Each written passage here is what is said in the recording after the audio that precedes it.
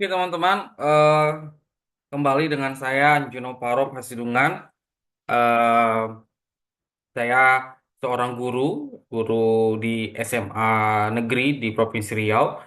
Eh, saya ingin menyoroti mengenai banyaknya sekolah yang gagal mendaftarkan siswanya dan sekolahnya di dalam seleksi nasional berdasarkan prestasi SNBP ya.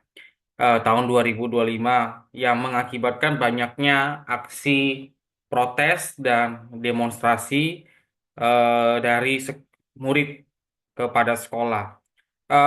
Video ini saya buat untuk suatu sudut pandang saya eh mengenai ada satu hal yang saya lihat, yang saya amati, dan saya juga selama 5 tahun mengurusi seleksi ini dan KIP dan UTBK juga. Eh, saya harus jujur menyampaikan ada sudut pandang saya melihat bahwa kekhawatiran murid-murid yang takut kalau gagal ikut seleksi nasional berdasarkan prestasi itu karena ada sebagian ya yang tidak sanggup atau tidak mampu mengikuti seleksi berbasis tulis UTBK ya. Nah, eh, ini saya lihat dan harus diakui jujur ya.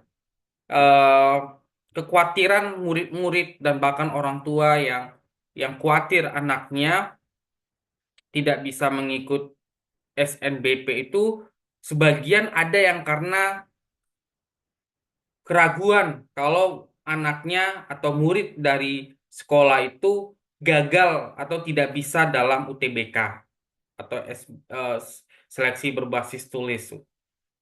Nah, ini menurut saya sesuatu hal yang mesti kita antisipasi ya, teman-teman, karena eh, sering sekali kita kalau berbasis tes langsung gitu itu sering gagal gitu. Saya sering mendapatkan pengalaman ketika dites gitu tidak bisa mencapai standar yang ditetapkan. Tetapi ketika misalkan wawancara atau mengumpulkan apa sertifikat-sertifikat atau nilai-nilai yang juga kadang juga bisa disetting sedemikian rupa juga itu bisa membuat candu juga sebenarnya kepada murid-murid yang kalau ketika mengikuti tes secara langsung ya itu banyak yang gagal gitu.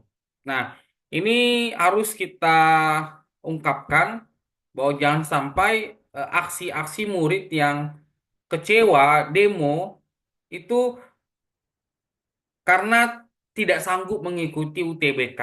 Nah, kita mudah-mudahan itu tidak terjadi gitu. Dan memang kita juga harus menghargai bahwa eh, talenta murid-murid, kecerdasan murid-murid itu berbeda-beda, ya. Portofolio juga harus kita hargai. Tetapi teman-teman, saya juga berdasarkan pengalaman, saya melihat bahwa yang namanya yang namanya orang yang cerdas, ya, yang siap menghadapi masa yang akan datang, itu ya, orang yang siap dengan segala lingkungan, segala bentuk tes, mau wawancara oke, mau mengumpulkan portofolio oke, mau mengumpulkan sertifikat oke, mau dites langsung pun oke gitu. Hanya saja memang yang untuk tes kita memang beberapa tahun ini Kemendikbud sering memperbaiki sistem tesnya. Ada yang berbasis eh, skolastik ya, ada yang sesuai dengan jurusannya, ada yang juga mencampur-campurkannya. Misalnya orang IPS bisa ikut IPA atau orang IPA bisa juga ikut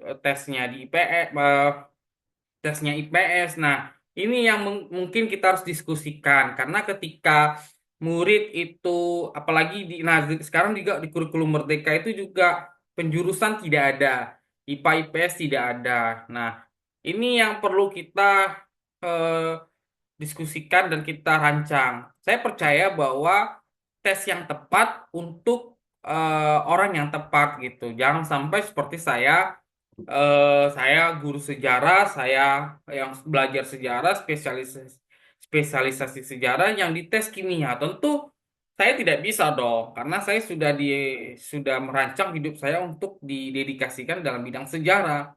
Oleh karena itu, tesnya jangan yang tidak berkaitan sejarah gitu. Nah, ini yang kita perlu rancang menurut saya dan tetapi hal-hal yang berkaitan dengan kompetensi dasar ya, kemampuan dasar itu mesti diajarkan karena mengingat banyak sekarang kita misalnya murid-murid SMA eh, kali-kali hitung-hitung pun tidak bisa gitu kan, itu viral ya di mana-mana ya.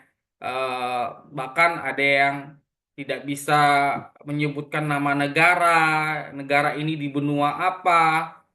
Nah, itu viral. Nah, ini saya juga pernah meneliti tentang learning loss ya.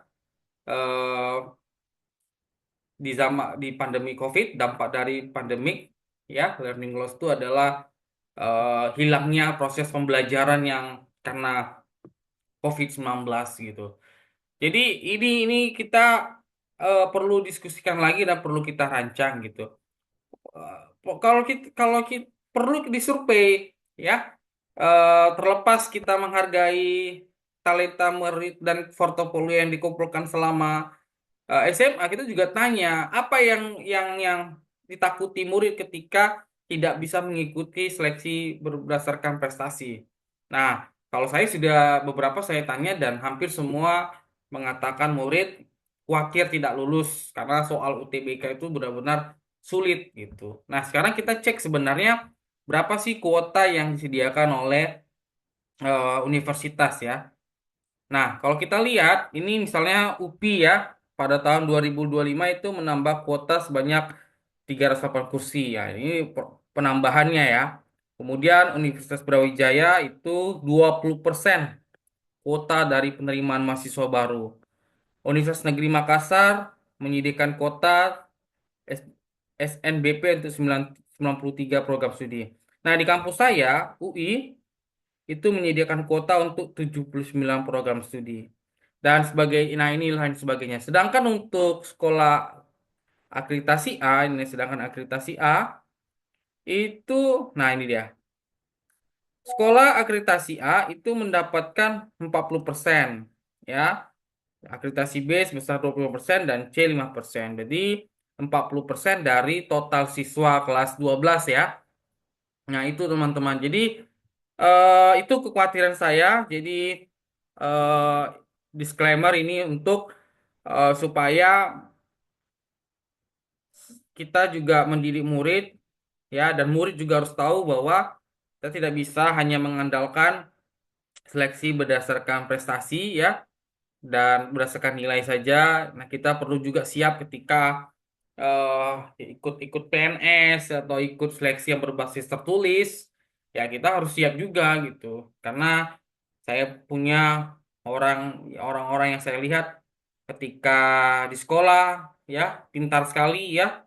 Mungkin karena rajin buat tugas ya, sopan dan sebagainya. Tapi ketika dites sesuai dengan apa yang dipelajari banyak yang gagal. Nah, ini fenomena yang menurut saya perlu kita eh, cermati bersama. Terima kasih. Eh, Salam untuk generasi emas Indonesia 2045.